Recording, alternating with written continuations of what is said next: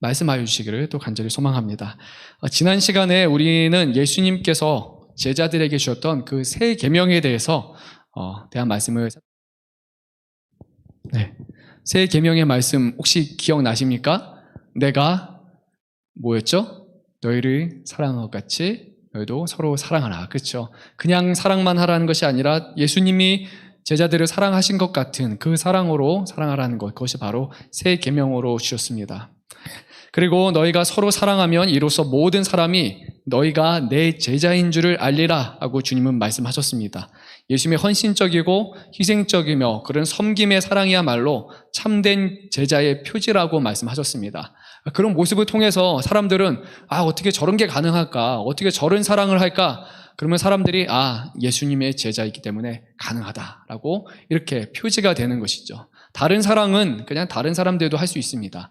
이러한 사랑은 바로 예수님을 믿는 사람, 그리고 이 사랑을 받은 사람들만이 할 수 있기 때문에 예수님이 이것을 알고 이것으로 서로 사랑하라라고 하셨습니다. 어떻게 한 주간 이런 사랑을 하셨습니까? 물어보시죠. 아셨죠? 네, 대답은 진행 중이죠. 노력 중이죠. 그런데 이런 섬김의 사랑, 교회 안에서 분명히 제가 이렇게 얘기한다고 물어본다고 막 이렇게 얘기는 안 하시지만 분명히 제가 알기로는 이런 것을 행하시고 있다라고 저는 믿습니다. 그리고 그런 일들이 정말 교회 안에서 놀라운 사랑들이 고백되어지는 것을 제가 또 들었습니다. 베드로를 위시한 제자들의 관심은 그런데 이 새 계명에 있지 않았습니다. 와, 놀라운 계명이다라고 어떻게 이런 가르침을 우리에게 주실 수 있을까라고 이렇게 감탄하는 것이 아니라 제자들은 그냥 그것은 흘려보내고 그리고 다른 것에 관심을 놓습니다. 아니, 예수님이 가신다는 장소가 도대체 어디일까? 그리고 제자들은 왜 우리들은 함께 갈 수 없을까라는 거에 대해서 계속해서 관심을 두게 됐고, 그리고 자신들이 예수님을 끝까지 따라갈 수 없다라는 것에 대해서 큰 좌절감을 느꼈던 것 같습니다. 절망감을 또 느꼈습니다. 베드로가 이제 자신 있게 대답을 합니다. 예수님, 제가 죽기까지 제 생명을 바쳐서라도 주님을 따라가겠습니다 하고 분명히 말했습니다. 대단한 믿음이고 대단한 충성이죠. 그런데 예수님은 닭 울기 전에 내가 나를 3번 나를 부인하리라 라고 말씀하셨습니다. 분위기가 어땠을까요? 베드로가 죽기까지 하겠다고 하는데 예수님이 노라고 말하셨을 때 제자들은 정말 아무 말도 할 수 없었습니다. 죽는 것도 안 된다면 도대체 우리가 뭘 해야지 예수님을 따라갈 수 있을까라는 그런 생각을 했을 것이고, 도저히 우리는 예수님과 함께 갈 수 없구나라는 그런 큰 근심을 이제 했을 것입니다. 아무런 내색을 하지 못하고 마음속으로만 근심을 하고 있었습니다. 그래서 예수님께서 그들의 마음의 중심을 아시고 이제 예수님이 질문을 하셨습니다. 말씀을 하셨습니다. 이렇게 말씀하셨습니다. 너희는 마음에 근심하지 말라라고 하셨습니다. 근심하다라고 번역된 헬라어 타라소는 전에 몇 번 말씀드렸는데요. 아주 극심한 괴로움과 고통, 예수님이 죽음 앞에서 느끼셨던 그런 엄청난 그런 괴로움에 빠져 있었습니다. 그냥 좀 근심스러워 정도가 아니라 이 제자들은 정말 세상이 무너진 것 같은 거의 그냥 절망, 모든 것이 다 그냥 없어지는, 살 이유가 없는 그런 극심한 고통을 지금 느끼고 있었습니다. 우리가 평생을 예수님 하나 바라보고 쫓아왔는데 우리가 끝까지 갈 수 없다니 그냥 삶의 목적, 모든 것이 다 무너진 채 절망하는 삶이었을 겁니다. 예수님은 제자 중 하나가 나를 팔리라 라고 또 말씀하셨죠. 좀 있으면 제자가 배신할 것이다. 그런데 제자들 편에서 한번 예수님의 말씀을 생각해 보죠. 과연 예수님이 너희가 나를 가는 곳에 함께 갈 수 없을 것이다 라는 이 말씀을 들었을 때 제자들의 심경이 어땠을까요? 제자들은 지금 자신이 살던 터전을 다 뒤로 한 채 예수님 하나만을 바라보고 떠나왔습니다. 그 전까지만은 이제 제자들이 자기 생업이 다 있었죠. 그리고 바다에서 물고기에 낚는 어부들도 있었고, 배도 다 내어버리고, 아버지의 가업도 다 해버리고, 다 그런 다음에 딱 하나만 바라보고 쫓아왔습니다. 사람을 낚는 어부가 되게 하리라. 그래서 그것을 위해서 생업을 포기하고 왔습니다. 심지어 가족들도 다 내버려 준 채 예수님만을 바라보고 제자들은 쫓아왔습니다. 근데 예수님이 자신들을 떠나신다고 이제 말씀하셨고, 그리고 베드로는 주를 위하여 내 목숨을 버리겠나이다 라고 했는데도 불구하고 예수님은 No, 불가능해 라고 하셨습니다. 그럼 제자들 마음속에 당연히 괴롭죠. 근심하죠. 도대체 우리는 뭐가 되는 것이지? 우리는 이제 뭐를 바라보고 누구를 바라보고 뭐를 꿈꾸며 살아가야 되지? 그냥 삶의 목적, 계획, 이 모든 것이 이제는 완전히 백지 상태가 된 상황이었을 겁니다.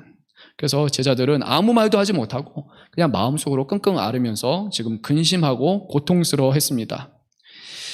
예수님을 따라 열심을 내고 또 수고했음에도 불구하고 우리 힘으로 도저히 어떻게 바꿀 수 없는 그런 일들이 생기게 됩니다. 우리의 의사와는 상관이 없는 어떤 상황이 우리에게 이렇게 들이닥칠 때 제자들뿐만이 아니라 우리도 그런 상황을 마주한다면 아주 큰 극심한 고통을 겪을 것입니다. 그리고 왜 주님께서 이런 상황을 우리에게 지금 보여주시고 허락하시는지 일종의 배신감도 분명히 느낄 것 같습니다. 내가 주님을 위해서 그렇게 열심히 수고하고 모든 것을 다 포기해야 한 결과가 어떻게 이렇게 안 좋을 수 있을까라고, 그래서 결국 주님 앞에 억울한 마음도 토로하게 될 것입니다. 정말 잘 될 거라고 믿고 주님이 도와주실 것이라는 그 믿음을 가지고 최선을 다해서 노력을 했는데 차라리 그냥 기도도 안 하고 노력도 안 하고 열심도 안 하고 그냥 믿지 않고 가만히 있다가 안 좋은 결과가 났으면 그래, 원래 내가 그냥 열심히 안 했으니까 이렇게 받아들일 수 있죠. 그런데 정말 열심히 기도하고 정말 믿으면서 부르짖으면서 하나님이 응답하실 거야, 하나님이 도와주실 거야 라고 긍정적인 마인드를 계속 가지고 그렇게 했는데 이게 좋은 결과가 나타나지 않으면 우리가 기대가 큰 만큼 실망도 더 클 수밖에 없을 겁니다. 제자들은 예수님을 따라가면 예수님이 이 땅의 왕이 될 거라고 생각을 했기 때문에 그 우편과 좌편, 예수님 주위에서 함께 다스리면서 세상을 통치하는 것을 꿈꿔왔는데 예수님이 그냥 가버리신다고 하니까 제자들은 이제 어떻게 해야 되지? 다시 어떻게 고향으로 들어가서 알던 사람들을 다시 어떻게 봐야 되지? 뭔가 패배한 그런 군인들처럼 그냥 다시 돌아가야 되는 그런 상황에 놓이게 된 겁니다. 어떻게 해야 될까요? 이런 상황에서 어떻게 해야 될까요? 예수님은 매우 간략하게 항상 그러신 것 같아요. 쉽게 답을 제시하십니다. 예수님이 뭐라고 말씀하셨을까요? 오늘 말씀 보니까 믿으라 라고 하셨습니다. 네, 그놈의 믿음, 항상 믿음인 것 같아요. 그냥 믿으라. 근데 예수님은 그렇게 말씀하셨습니다. 하나님을 믿으니 또 나를 믿으라 라고 이렇게 하셨습니다. 더 정확한 표현은 하나님을 믿고 또 나를 믿어라 라고 말씀하신 겁니다. 하나님만 믿는 것도 아니고 하나님도 믿고 나도 믿어라 라고 주님은 명확하게 말씀하셨습니다. 힘든 상황, 아무것도 할 수 없는 상황, 절망적인 상황에서 우리가 할 수 있는 최선의 것은 믿음이라고 주님이 말씀하신 겁니다. 우리의 힘으로 바꿀 수 없는 것이고 우리가 해야 될 것은 주님이 행하실 것이라는 것을 믿으라고 말씀하신 겁니다. 그리고 나서 예수님은 이제 왜 믿어야 되는지 그 믿음을 우리가 가질 수 있는 그 근거들을 이제 하나하나 설명하십니다. 먼저 예수님은 우리가 하나님을 믿어야 되는 그 이유에 대해서 말씀을 하셨어요. 그 이유는 이렇습니다. 아버지 집에 거할 곳이 많기 때문이다 라고 하셨습니다. 이해가 되십니까? 우리가 걱정하지 않고 우리가 하나님을 믿어야 되는 그 이유는 바로 천국에 거할 곳이 많다라고 말씀하셨기 때문입니다. 우리야 천국이 있다는 것을 너무 당연하게 믿죠. 그런데 지금 이 사건은 뭐냐면 하나님의 아들이시고 하늘에서 오신 그 분이 천국이 정말로 있다는 것을 그 입으로 증명해 주시는 그런 사건입니다. 그러니까 천국은 막연한 것이 아니라 그냥 모두가 꿈꾸고 바라는 그런 어딘가에 있는 그런 세상이 아니라 예수님이 직접 천국이 있어 라고 말씀해 주신 겁니다. 예수님이 거짓이 없으시니까 정확하게 말씀하신 거죠. 2절 말씀을 따르면 예수님은 떠나시지만 그런데 예수님이 떠난다고 해서 천국이 있다라는 사실과 천국에 많은 사람이 거할 곳이 있다라는 것에 그 사실은 변하지 않는다라고 또 말씀을 하셨습니다. 이게 무슨 말이냐면 제자들이 그동안 예수님을 따라온 목적이 그냥 예수님만 바라보는 것이었다면 그들이 좌절하고 넘어질 수가 있지만 만약에 제자들이 바라본 것이 하나님 나라의 백성이 되는 것이고 그리고 예수님과 함께 하늘나라에서 통치하는 것을 기대했더라면 예수님이 떠난다고 해서 하늘나라가 없어지는 것도 아니고 하늘에 거할 곳이 없어지는 것도 아니기 때문에 너희들이 전혀 근심하고 걱정할 것 없고 하나님은 여전히 하늘에 계시고 하늘나라도 여전히 하늘에 있다는 것을 믿고 의심하지 말고 두려워하지 말라는 것입니다. 그러니까 우리가 처한 상황이 아무리 어렵고 힘겹고 우리는 죽을 것 같다 할지라도 그 상황으로 인해서 하나님의 나라가 없어지거나 무너지거나 하나님의 힘을 잃거나 하는 것이 아니라 하나님은 여전히 온 세상에 가장 능력이 있으신 하나님이시고 하나님은 여전히 세상을 통치하시고 여전히 그곳에는 우리를 위해서 예비한 하나님의 나라가 있다라는 겁니다. 이 말씀을 우리의 삶과 적용시켜서 보면 우리가 예수 그리스도를 믿는 그 믿음 안에서 성도로 사는 중에 우리의 마음에 크나큰 그런 근심을 초래할 수 있는 상황이 분명히 있을 겁니다. 하나님의 자녀이기 때문에 특별한 삶을 기대하시는 분도 있을 겁니다. 아브라함처럼 되면 좋겠지만 아브라함처럼은 아니다 할지라도 그래도 어느 정도 복받는 인생을 좀 살았으면 좋겠다. 좀 이 땅에서도 좀 승승장구하고 축복의 통로라고 이렇게 좀 얘기할 수 있고 사람들에게 난 좀 하나님 믿는 사람이고 하나님이 이렇게 이러한 축복을 주셨어 라고 이렇게 좀 약간 이렇게 하고 싶은 그런 기대가 우리에게 분명히 있을 겁니다. 저도 어렸을 때 열심히 기도하고 또 이렇게 하면 제가 다윗 같은 사람이 될 거라고 생각하고 가장 좋아하고 이렇게 하는 사람이 누굽니다? 그럼 항상 제가 다윗 왕이라고 했었습니다. 근데 다윗 왕은 저 멀리 있고 저는 그냥 희석이라는 거를 이제 크면서 대학교 가서야 이제 느꼈죠. 다윗은 다윗이고 아브라함은 아브라함이고 또 현실은 분명히 다르다는 겁니다. 근데 세상의 주인이신 하나님, 그분이 우리 아버지시니까 그리고 우리가 예수님을 위해서 죽기까지 충성하고 열심히 수고해서 일을 하다 보면 그리고 성령님께서 우리 안에 거하시기 때문에 분명히 우리의 삶은 아주 좀 남다른 삶을 살아야 될 것 같은데 그런데 그리고 성경에서는 그런 약속들이 분명히 있음에도 불구하고 여전히 그렇지 못한 삶을 우리가 살아갑니다. 아니 그냥 어떤 분들은 그냥 세상 기준으로 평범이라고 말하는 것보다도 훨씬 못한 삶을 살아가고 그 가운데서도 믿음을 붙들고 살아가시는 분들도 있는 것 같습니다. 뭐 아브라함과 다윗과 같은 그런 삶은 아니다 할지라도 그래도 세상의 기준으로 아주 특별하고 복받고 그런 건 아니다 할지라도 그래도 우리는 평범한 삶 정도는 기대할 수 있잖아요. 그냥 그래도 먹고 살만한 그런 삶, 그래도 뭐 너무 빚을 걱정하지 않아도 되는 그런 삶 정도는 하나님의 자녀니까 우리가 기대할 수 있는데 그런데 이런 평범의 기준보다 훨씬 못하고 늘 먹을 것과 입을 것과 삶의 어려움 가운데 살아가는 그런 성도님들도 참 많은 것 같습니다. 예전에 한 4, 5년쯤 됐습니다. 제가 신대원 다닐 때 저희 학교에 노진준 목사님이라고 이제 미국에서 사역하시는 목사님이 한 분 오셨습니다. 그분은 이렇게 다리에 좀 장애가 있으세요. 이렇게 한쪽을 이렇게 좀 이렇게 강대상도 그렇게 올라가세요. 다리가 불편하시다 보니까 이제 좀 장애를 앓는 분들하고 그런 사역을 또 많이 하게 되고 어느 날 그분이 뉴욕 쪽이었던 것 같은데 사역을 하고 있는데 어렸을 때부터 그냥 거의 태어날 때부터 소아마비에 걸렸던 한 자매가 이제 그 노진준 목사님을 쫓아왔습니다. 과연 하나님이 나를 이런 모습으로 만드신 이유가 무엇일까요? 이렇게 질문을 하는 거죠. 아무것도 어릴 때부터 자기 스스로 할 수 있는 게 없고 평생을 휘처해 하면서 누군가 끌어주거나 그냥 간신히 하루하루 살아가는 것 그거 외에는 할 수 있는 것이 하나도 없고 뭔가 희망하고 소망하고 미래를 꿈꿀 수 있는 그런 게 하나도 없는 평생 그냥 병자의 삶으로 살아가는 사람입니다.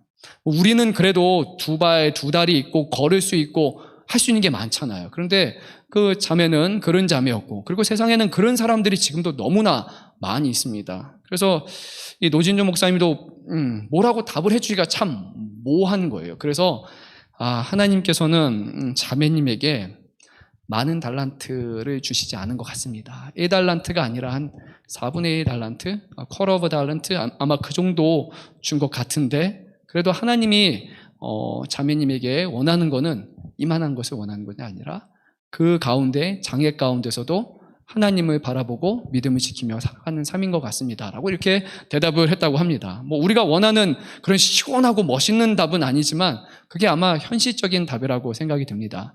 그 자매가 할 수 있는 거는 정말 별게 없습니다.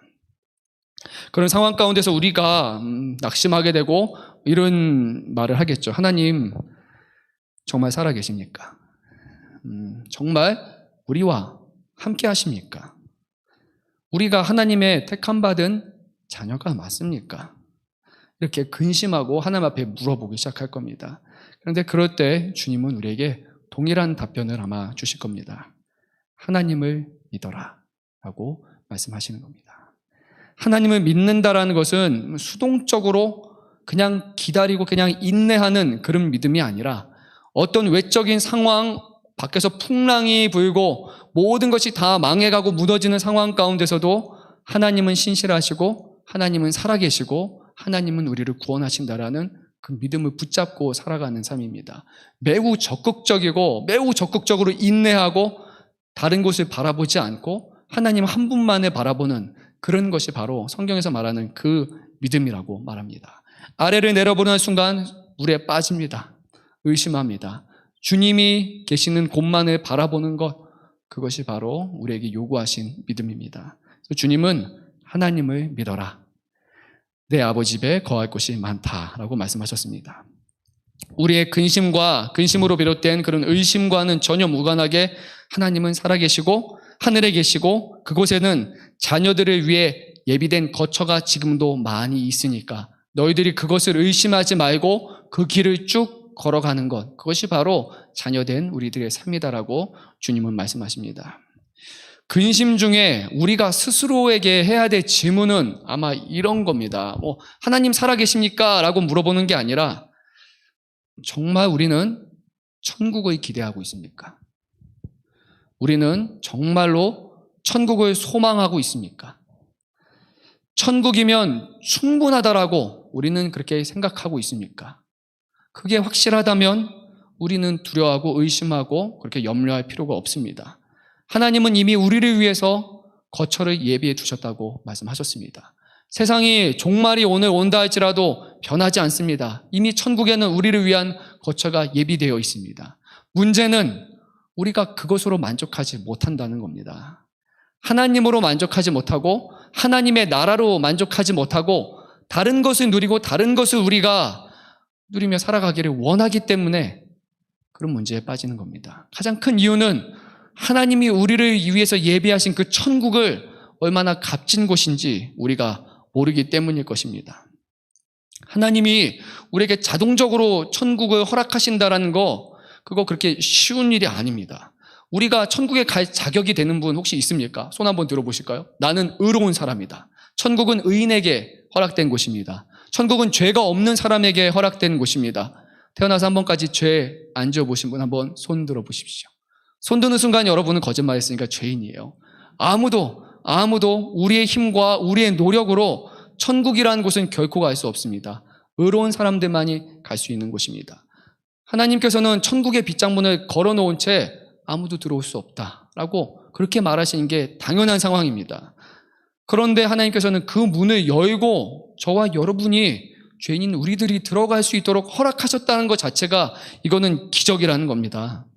어떻게 하나님, 나 같은 사람이 하나님이 계신 온 세상의 창조주가 되신 그 천국에 들어갈 자격이 됩니까? 라고 우리는 의아해하면서 아마 거기에 들어가게 될 겁니다. 마지막 때가 돼서 천국에 가면 와, 내가 여기 있어도 돼? 하면서 아마 좌우 눈치를 볼 수도 있습니다. 너무 좋은 곳에 가고 내가 여기 도저히 어울리는 사람이 아니기 때문입니다. 우리는 천국에 어울리는 사람이 아닙니다. 하나님이 계시는 곳이기 때문에, 천사가 있는 곳이기 때문에 우리가 갈 수 있는 곳이 아닙니다. 그런데 하나님은 하나님의 집을 우리를 위해서 열어놓으셨다고 말씀하는 겁니다. 그러니까 우리가 이 천국을 이해할 수 있다면 이게 하나님이 거하시는 하나님의 집이라는 것을 명확하게 우리가 인식할 수 있다면, 그러면 이것 하나만으로도 이 땅에 있는 어느 집보다, 이 땅에 있는 어떤 고귀한 것, 좋은 것보다 감히 비교할 수 없는 것을 이미 우리에게 약속하셨음을 알게 되는 겁니다. 1000평짜리 집, 10,000평짜리 집, 그런 거 아무것도 아닙니다. 온 우주를 창조하신, 지구를 창조하신 분 아닙니다. 온 우주에 3억 2천만 개가 넘는 행성과 항성을 창조하신 그 하나님이 계시는 그 놀라운 곳에 주님께서 우리를 허락하셨다라는 겁니다. 천국을 기대하고 계십니까? 천국을 소망하십니까? 천국이면 충분하다고 생각하십니까? 그러면 우리는 염려할 것이 없습니다. 주님은 저와 여러분을 위해서 이 모든 것을 이미 열어놓으시고 준비해 놓으셨다고 말씀하십니다. 예수님은 이제 제자들이 근심하지 말아야 될 두 번째 이유로 하나님을 믿으라, 그 다음에는 나를 믿으라 라고 말씀하셨습니다. 그리고 예수님을 믿어야 될 근거는 두 가지가 있는데요. 첫 번째는 예수님께서 제자들을 위해서 거처를 예비하시기 때문인 것입니다. 예수님이 떠나신 이유는 제자를 버리기 위한 것이 아니라 제자들이 천국에 갈 수 있도록 지금 예비하시기 위해 가시는 것이고, 둘째로 예수님께서 제자들을 위한 거처를 다 마련하신 후에 다시 이 땅에 오셔서 제자들을 친히 데리고 다시 하나님이 계시는 곳으로 인도하여 가실 것이라고 약속하셨기 때문입니다. 예수님이 이 땅에 오신 목적은 이 세상을 단순히 다스리는 왕이 되시기 위함이 아니라, 자신의 영광을 높이기 위함이 아니라 바로 저와 여러분으로 하여금 하나님의 자녀가 되게 하고 우리로 하여금 예비하신 하늘나라로 인도하기 위해서, 바로 우리가 갈 수 있는 그 구원의 길을 완성하기 위해서 이 땅에 오신 것입니다. 그리고 이것을 통해서 예수님이 얻으시는 것은 바로 하나님의 영광을 돌리고 그 하나님의 영광을 함께 나누시는 것입니다. 그리고 자녀들에게는 하나님의 나라에 들어가는 그런 놀라운 축복을 약속하셨습니다.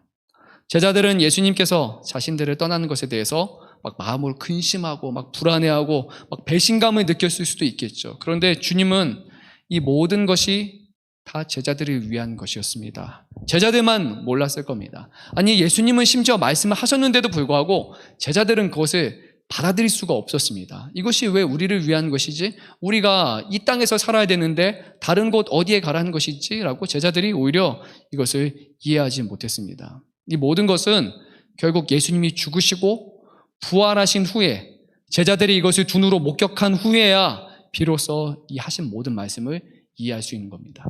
여러분은 이해되시죠? 왜냐하면 예수님이 부활하신 것을 우리가 들었기 때문입니다. 제자들은 예수님이 죽으시고 부활하셨다는 것, 자기를 위해서 죽었다는 것 자체를 아예 한 번도 들어본 적이 없는 상황이었기 때문입니다. 우리가 근심을 떨쳐버릴 수 있는 방법, 그것은 우리에게 있는 것이 아닙니다. 우리가 어떤 열심을 하고 노력을 하는 것이 그런 것이 아니라 하나님과 예수님께 모든 것이 달려있다는 것을 믿고 그 가운데 우리가 온전히 동요하지 않고 하나님과 예수님을 신뢰하고 믿는 것이라고 말씀하십니다. 하나님과 예수님이 우리를 위해서 가장 좋은 것을 만드시고 예비하시고 그 길로 인도하신다는 것을 믿는 그 믿음이 지금 우리에게 요구하시는 그 믿음입니다.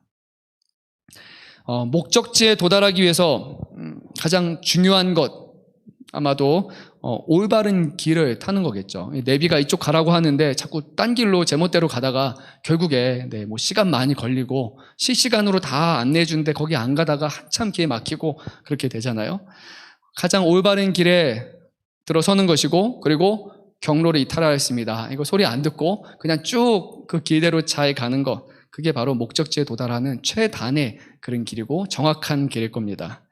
좀 길이 멀면 가다가 우리가 잠시 멈춰서 쉬어도 괜찮습니다. 중간에 휴게소도 있잖아요. 이렇게 쉴 곳이 분명히 있고 여러 경유지가 있습니다. 그런데 어찌됐든지 그 길을 벗어나지 않으면 결국에 우리는 그 목적지에 도달할 수 있습니다.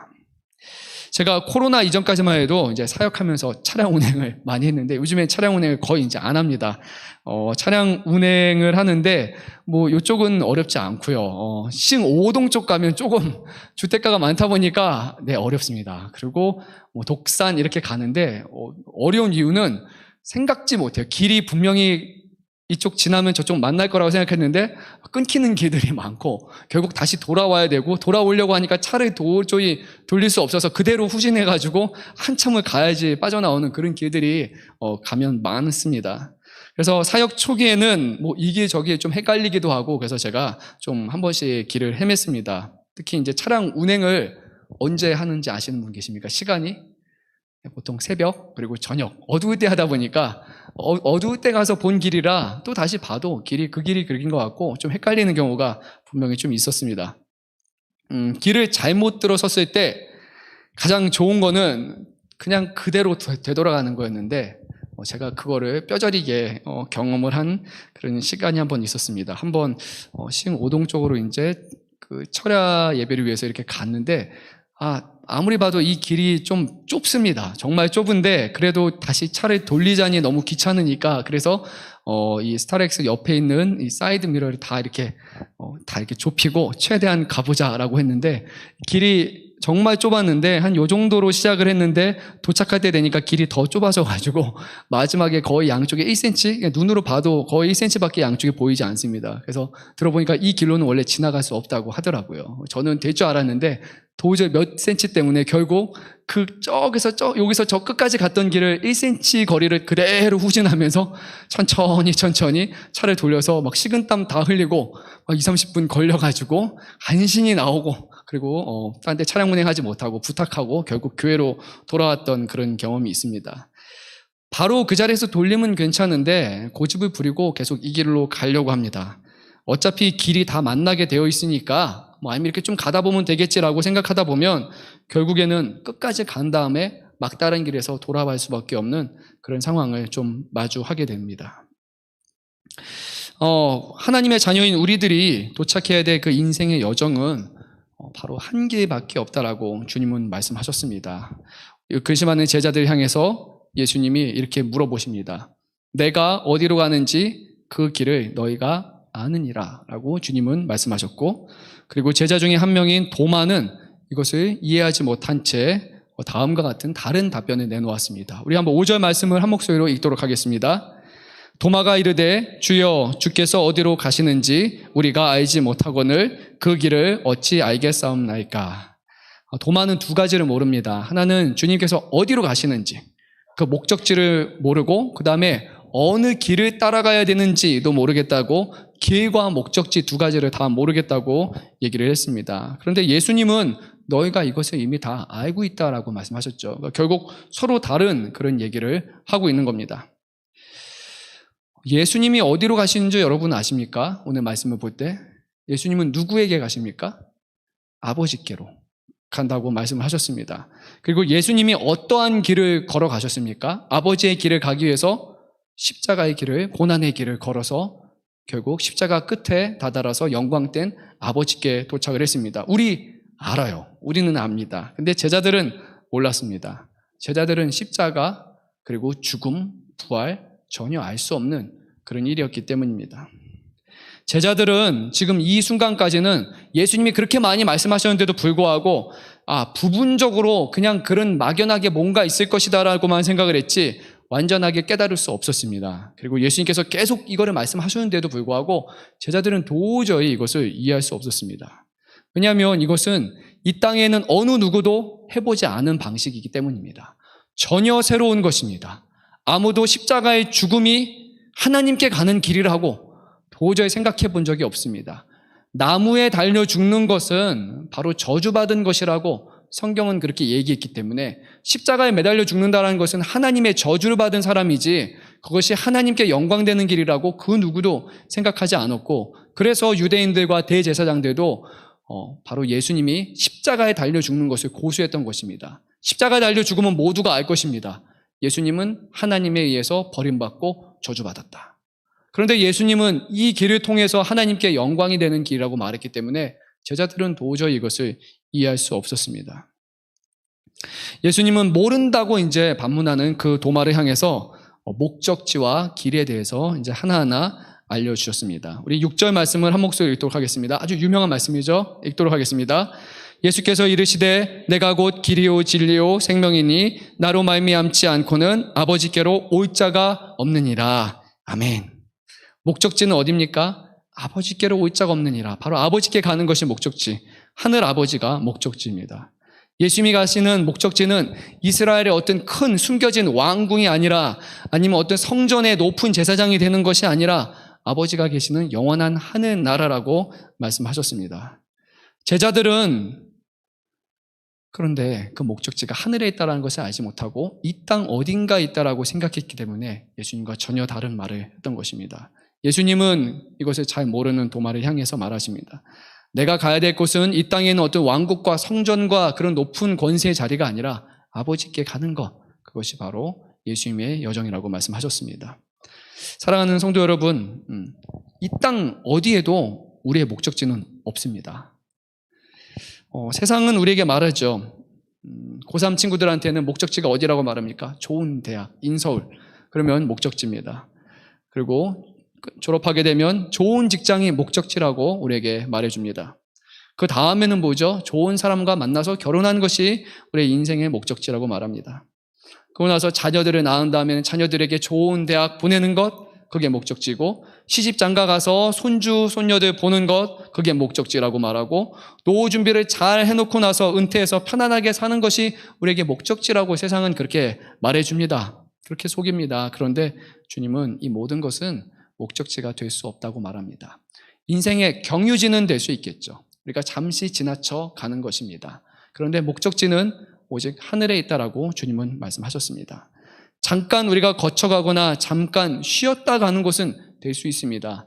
우리의 믿음이 연약하기에 또 우리의 믿음을 북돋아 주시기 위해서 우리에게 하나님께서는 이 땅에서 다양한 것들을 허락하시고 다양한 복들을, 축복들을 주십니다. 그런데 거기에 안주해서는 안 됩니다. 그것은 거쳐 지나가는 겁니다. 절대 목적지가 될 수 없습니다.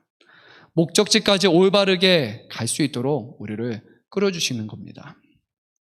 때로는 우리가 가는 그 경유지가 그렇게 좋은 것이 아니라 정말 고난 가운데 힘들고 낙심하고 세상을 포기하고 싶은 그런 상황도 있습니다. 그런데 그런 어려운 상황을 통해서 다시 한번 우리가 빨리 떠나서 우리의 인생의 온전한 목적지를 향해서 갈 수 있도록 주님은 우리를 이끌어 주시기도 합니다. 우리를 연단시키고 준비시키기도 하십니다. 경유지를 목적지로 잘못 여겨서 목적지에 도착하지 못하는 그런 어리석음을 우리가 범하지 않을 수 있기를 바랍니다. 우리의 목적지가 어딥니까? 아버지에게 가는 거라고 이것을 결코 잊어서는 안 됩니다. 다른 곳으로 갈 수 없습니다. 예수님께서는 아버지께로 가기 위해서 우리가 들어서고 이제 따라가야 될 그 길은 다른 길이 아니라 바로 예수님 자신이라고 그렇게 말씀하셨습니다. 내가 곧 길이요 라고 말씀하셨습니다. 그리고 진리요 생명이니 라고 말씀하셨습니다. 이 길은 여러 가지 인생의 길 중에 한 가지 길이라고 주님은 결코 말씀하시지 않았습니다. 헬라어로는 헤호도, 이거는 영어로는 the way가 되겠죠. 바로 그 길, 유일한 길입니다. 종교다원주의를 주창하는 사람들은 예수님은 다양한 길 중에 하나라고 말합니다. 여러 갈래의 길이 있고 그 길을 통해서 우리는 각자의 구원을 향해서 갈 수 있다. 최종적인 구원을 향하는 여러 가지 루트가 있다고 말합니다. 어느 길을 따라가도 결국 도착하는 곳은 똑같다라고 그렇게 말하면서 보편 구원론을 주장을 합니다. 그런 면에서 기독교는 배타주의적이라고 사람들이 손가락질을 하기도 시작을 합니다. 어떻게 기독교는 길이 하나밖에 없다라고 말하느냐?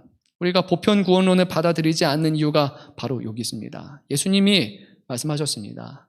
여러 길 중에 하나가 아니다라고 그렇게 말씀하지 않았습니다. 그러니까 I'm the way라고 말씀하셨지 I'm one of many ways라고 여러 길들 중에 내가 하나다라고 주님은 결코 그렇게 말씀하시지 않았습니다. 단 하나의 길밖에 없고 그 길은 예수 그리스도입니다. 다른 길로 따라가면 하나님께 결코 갈 수 없습니다. 어떤 사람들은 예수님을 그러면 단순히 길 안내자라고 생각하는 사람들도 있습니다. 또는 도우미. 그냥 예수님이 그 길을 우리가 잘 갈 수 있도록 이끌어주는 분이고 우리는 예수님이 가신 그 길을 가는 것, 그게 예수님이 우리를 위해서 하신 것 뿐이다라고 말하는 사람들이 있습니다. 길을, 하나님께 가는 길을 보여주시기 위해서 이 땅에 오셨다라고 말하는 사람도 있습니다. 그런데 성경은 그렇게 말하지 않습니다. 예수님 자체가 그 길이라고 말씀하십니다. 길 안내 도움이 보여주는 사람이 아니라 예수님이 없으면 길이 없다라는 겁니다. 예수님이 이 땅에 죽으시고 부활하셨기 때문에 없던 길이 이제 생겼다는 겁니다. 예수님이 오시지 않았으면 우리는 하나님께 갈 수 있는 길이 결코 없습니다. 예수님께서는 죄인인 우리 모두가 치러야 할 대가인 죽음이라는 형벌, 그리고 우리가 죽었으면 우리는 천국이 아니라 죄인으로 죽었으니까 어디 가겠죠? 지옥에 가겠죠. 지옥으로 갈 수밖에 없고 이미 지옥으로 가고 있는 우리를 대신해서 주님께서 그 모든 형벌을 대신 치르셨기 때문에, 갚아주셨기 때문에 우리가 죄인으로 죽어 지옥에 가는 것이 아니라 우리의 죄가 사함을 받고 예수 그리스도 안에서 우리가 하나님의 자녀가 되고 우리를 의인이라 칭함받게 되었기 때문에, 그리고 우리가 정말 의인이어서 우리가 의인이라고 칭함받는 것이 아니라 예수님이 우리를 대표해서 하나님의 말씀에 순종하시사 온전한 의를 이루어주셨기 때문에 우리는 예수님을 믿는 그 믿음 하나만으로 우리가 의롭다라고 칭함을 받아서 천국에 갈 수 있게 되었다는 겁니다. 우리가 한 게 아무것도 없어요. 예수님이 우리 위해서 죽으시고 의를 완성하셨음에도 불구하고 우리가 한 것은 단지 예수님을 믿는 거, 예수님 붙잡는 거 하나밖에 없는데 그것만으로도 우리가 구원을 얻을 수 있다라고 주님은 모든 것을 약속하시는 겁니다. 예수님이 우리의 죄를 대속하지 않았다면 우리는 하나님을 대면한 순간 하나님의 진노의 심판을 당할 수밖에 없고 두려워서 바로 아마 심장마비 걸려서 그냥 죽을 것 같습니다. 거룩하지 않은 사람이 하나님을 보면 죽는 것이라는 것이 구약의 모든 사상입니다. 아무도 하나님 앞에서 살아남을 수 없고 죄인은 반드시 하나님을 대면한 순간 심판을 당할 수밖에 없습니다. 예수님은 죄인인 우리가 목적지인 하나님께 갈 수 있도록 하나님께서 우리에게 베풀어 주신 가장 큰 은혜이며 유일한 길입니다. 누가 길이라고요? 예수님만이 유일한 길이십니다. 다른 길 찾아가지 마십시오. 여러 가지 여러분의 인생의 경험에 다른 길을 통해서 하나님께 갈 수 있다고 생각하지 마십시오. 불가능합니다. 그 길의 끝에는 아무것도 없습니다. 예수님만이 유일한 길이라고 말씀하셨습니다. 또한 예수님은 길이고 진리라고 말씀을 하셨습니다. 요한복음 1장을 보게 되면 이것이 잘 표현이 되어 있습니다. 1장 17절에서 이렇게 성경이 기록하고 있습니다. 율법은 모세로 말미암아 주어진 것이요 라고 말합니다. 그리고 은혜와 진리는 예수 그리스도로 말미암아 온 것이다 라고 그렇게 말합니다. 율법은 모세를 통해서 왔지만 그런데 은혜와 진리는 예수 그리스도를 말미암아 왔다. 율법을 통해서 우리가 의로움이 이루는 사람이 아무도 없기에 율법을 통한 길은 결코 구원의 길이 될 수 없고 그런데 예수 그리스도께서는 은혜와 진리로 하나님을 드러내심으로 말미암아 우리가 구원을 얻을 수 있는 길을 주셨다는 겁니다. 그리고 18절에서 과연 이 진리가 무엇인가 이렇게 말씀합니다. 본래 하나님을 본 사람이 없으되 아무도 하나님을 본 사람이 없으되 아버지 품속에 있는 독생하신 하나님이 나타내셨느니라 라고 말합니다. 그러니까 예수님만이 참된 진리이신 하나님을 우리에게 나타내시는 분이라는 겁니다. 우리가 예수님이 아니면 진리이신 하나님을 볼 수가 없습니다. 하나님의 자기 계시는 바로 예수님을 통해서만 이루어졌다는 겁니다.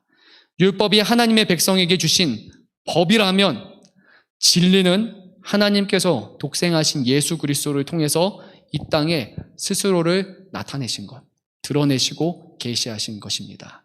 그러니까 우리가 하나님을 알 수 있는 가장 좋은 방법은 그냥 구약의 성경을 뒤져가면서 하나님을 막 알기 원합니다 라고 하는 것이 아니라 이 땅에 오신 예수님이 어떻게 전하시고 어떤 삶을 사셨는지를 보는 것, 그것이 가장 우리에게 명확한 길이라는 겁니다. 그래서 예수님이 이 땅에 오신 겁니다. 구약의 길이 아니라 신약의 예수 그리스도로 말미암아 우리 모두가 구원을 얻게 된 것입니다.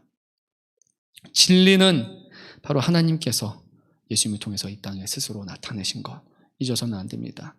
오늘 예수님은 7절 말씀에서 이렇게 말씀하십니다. 너희가 나를 알았더라면 내 아버지도 알았으리로다. 이제부터 너희가 그를 알았고 또 보았느니라 라고 말씀하셨습니다. 예수님을 알면 하나님을 알았다. 그리고 예수님을 보았기 때문에 너희는 하나님을 보았다라고 말씀하셨습니다. 이해가 되셨죠? 우리가 하나님을 아는 것은 예수님을 아는 것이고 하나님을 보는 길은 바로 하나님이신 예수님을 보는 것을 통해서 알 수 있는 겁니다. 그 이유는 예수님이야말로 하나님의 가장 은혜로우신 자기 계시이고 예수님을 통해서만 우리를 향하신 그 하나님의 뜻 무엇입니까? 하나님의 지고한 사랑, 그것을 잘 드러내 주셨기 때문입니다. 예수님을 통해서만 하나님이 우리를 얼마나 사랑하시는지를 우리가 알 수 있고 죄인을 향한 그 하나님의 자비를 우리는 예수님을 통해서만 알 수 있습니다. 그래서 예수님은 진리이신 것입니다. 예수님은 또한 하나님이 우리와 같이 육신이 된 말씀이라고 성경은 말하고 있습니다. 예수님이 이 땅에 행하신 모든 것들은 결국에 우리를 향한 하나님의 말씀이시고 바로 하나님의 뜻입니다. 우리는 하나님의 뜻을 구하잖아요. 하나님 음성 듣기 원합니다. 하나님 어떻게 해야 됩니까? 뜻을 구하잖아요. 가장 좋은 길은 다른 것이 아니라 예수님을 보라는 겁니다. 예수님을 통해서 하나님의 뜻이 이미 이 땅에 계시되었고 나타났다라고 그렇게 요한복음에서는 말하고 있습니다. 우리를 향한 자기 계시고 진리신 예수님을 통해서만 하나님을 온전히 알 수 있습니다. 따라서 우리가 하나님을 예배하는 것도 결국에는 동일합니다. 오직 예수님 안에서만, 그리고 예수님을 통해서만 우리가 하나님을 예배하고 할 수 있습니다. 요한복음 4장 24절이죠. 우리가 잘 아는 말씀이죠. 오늘 찬양 중에도 신령과 진정으로 경배드려요 있죠. 하나님은 영이시니 예배하는 자가 영과 진리로 예배할지니라. 이 말씀도 결국 예수님을 향한 말씀인 겁니다. 우리의 예배는 오직 거룩한 영이신 그 성령님의 내주하심과 그리고 진리신 예수님을 통해서만 하나님을 우리가 온전히 예배할 수 있다라는 그 말씀이 바로 영과 진리로 하신 겁니다. 진리는 예수님이기 때문입니다. 그런데 여기서 영을, 우리가 말하는 신령, 영은 결국에는 부활하시고 승천하신 그 예수님께서 우리들을 고아처럼 내버려 두지 아니하시기 위해서 자기 자신을 드러내고 자기 자신이 우리와 함께 하신다는 것을 알려주기 위해서 보내신 예수 그리스도의 영이라고 요한복음에서는 계속해서 말하고 있습니다. 그러니까 우리가 하나님을 예배하는 방법은 예수님을 통한 진리, 그리고 예수님이 보내주신 성령을 통해서만 우리가 하나님을 예배할 수 있다는 겁니다. 그래서 예수님은 진리일 수밖에 없습니다. 좀 어렵나요? 뭔가 강의하는 것 같나요? 그런데 이것이 매우 중요한 진리입니다. 우리가 그냥 예배한다고 되는 것도 아니고, 우리가 구원을 받고 싶다고 해서 되는 것도 아니고, 예수님만이 참 길이고 참 진리이시라는 것을 명확하게 우리는 알 수 있어야 됩니다. 진리이신 예수님만을 통해서 우리는 하나님을 온전히 알고 하나님이 기뻐하시는 것을 알고 예수 그리스도 안에서 이루신 구원을 통해서만 우리는 하나님을 예배할 수 있습니다. 그리고 끝으로 세 번째, 예수님은 내가 길이요 진리요 생명이니, 감사합니다. 생명이니라고 말씀하셨습니다. 예수님은 생명이십니다. 예수님은 생명이시고 생명을 갖고 계시고 또 예수님은 부활이시고 생명이시기 때문에 예수님을 믿는 자는 죽어도 살고 살아서 믿는 자는 영원히 죽지 아니하리라. 마르다에게 하셨던 말씀이죠. 나를 믿는 자는 죽어도 살고 살아서 믿는 자는 영원히 죽지 아니하리라. 바로 예수님이 영원한 생명이기 때문에 가능합니다. 예수님 외에는 그 누구도 우리에게 참 생명을 줄 수 없습니다. 건강하게 운동하고 그리고 이제 병원 치료 잘 받으면 생명이 조금 연장될 수는 있겠죠. 육신의 생명이. 하지만 참 생명이고 영원한 생명을 주실 수 있는 분은 예수님밖에 없다고 말씀하셨습니다. 예수님이 유일한 길이시라는 것은 바로 예수님이 진리이시고 예수님이 영원한 생명이시기 때문에 오직 예수님을 통해서만 우리가 하나님께 나아갈 수 있게 되었습니다. 하나님을 믿으십시오. 또 예수님을 믿으십시오. 우리가 근심을 극복할 수 있는 유일한 길, 바로 이것입니다. 14세기의 독일의 수도자, 아주 유명하신 분이죠. 토마스 아켄피스라는 분이 있습니다. 그의 유명한 저서가 하나 있는데 혹시 읽어보신 분, 뭔지 아시는 분 있으세요? 토마스 아켄피스. 전도사님들은 아실 것 같은데요. 네, De Imitatione Christi겠죠. 근데 이게 원래 한국말로는 그리스도를 본받아. 아십니까? 들어보셨습니까? 고전인데 매우 유명한 그런 고전입니다. 꼭 한 번씩 읽어보면 좋을 것 같습니다. 너무 아름다운 그런 고백이 담겨 있습니다. 이 그리스도를 본받아에서 오늘 말씀과 관련된 그 토마스 아켄피스의 그런 묵상이 하나 있어서 제가 발췌를 했습니다. 이것을 읽고 우리가 마치도록 하겠습니다. 자, 읽겠습니다. 너는 나를 따르라. 나는 길이요 진리요 생명이다. 길이 없다면 가는 것이 없고 진리가 없다면 알미 없으며 생명이 없다면 사는 것이 없다. 나는 내가 따라야 하는 길이요 내가 믿어야 하는 진리이며 내가 소망하여야 하는 생명이다. 나는 훼손할 수 없는 길이고 오류가 없는 진리이며 끝이 없는 생명이다. 나는 가장 고든 길이고 최고의 진리이며 참된 생명, 복된 생명, 피조되지 않은 생명이다. 그렇게 그는 묵상을 했습니다. 나는 길이요 진리요 생명이다 라고 말씀하신 그 주님의 말씀, 그것이 우리에게도 온전한 진리의 말씀, 생명의 말씀, 하나님을 향한 유일한 구원의 말씀으로 우리가 이것을 믿을 수 있기를 간절히 소망합니다. 시간 우리 함께